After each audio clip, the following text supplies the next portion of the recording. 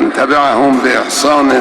Masu magana na cewa ana da ta wuta a makera sai aka tsince ta a masaka. A yanzu haka ana zargin babban janar na dakarun juyin juya halin Iran da zama dan leken asirin Isra'ila, wanda shine ba da bayanan sirrin da aka kashe Ismail Haniyeh, shugaban kungiyar mayakan Gaza, da shugaban kungiyar mayakan Lebanon Hassan Nasrallah. Amma shin menene dalilin da yasa ake zargin sa? Ku biyo ni domin jin amsar wannan tambaya. Amma kafin nan ga wasu kanun labaran.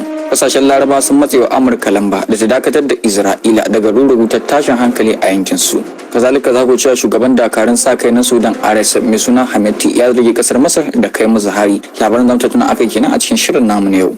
Da tana bi tana kashe shugaban kungiyar kwancen Iran a yankin, tun daga kan shugaban kungiyar mayakan Gaza Ismail Haniyeh zuwa kan shugaban kungiyar mayakan Lebanon Hassan Nasrallah, sai kuma wanda ake sa ran zai mai gurbin Nasrallah mai suna Hashim Safiuddin.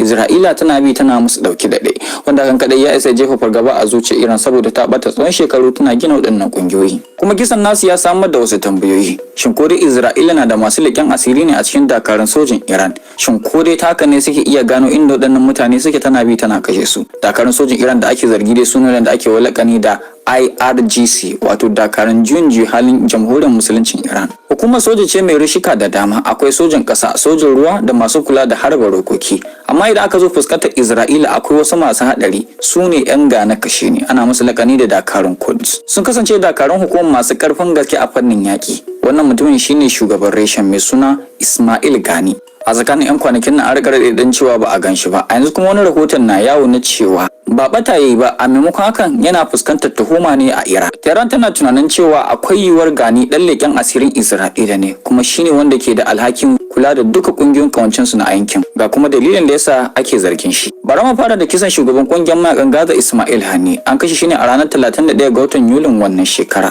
a cikin babban birnin kasar Iran, Tehran. A cikin rahoton an kashe shi ne a gidan saukar baki wanda aka ce yana gargajin kula waɗannan dakaru a fannin tsaro. Har yanzu dai ba a san takamaiman ta yadda Isra'ila ta iya kashe shi ba, amma abin da ke ta yawo shine haramtacce kasar ta Yahuda ta dasa bam a cikin wannan gida na tsawon watanni 2 kafin zuwan Haniyeh. Hakan yasa ake ta tambayar cewa shin waɗannan dakaru ba su gudanar da bincike bane a wannan gida kafin su sauki muhimmin bako irin Haniyeh? Wannan na farko kenan. Na biyu kuma shine kisan Hassan Nasrallah.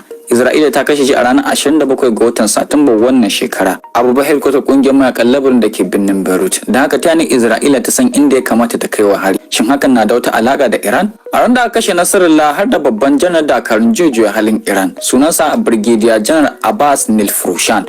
Shi ma kasance tare da Nasrallah a ran da aka kashe kamar na ga muku bayan mutuwar tasa an samu wani rahoto.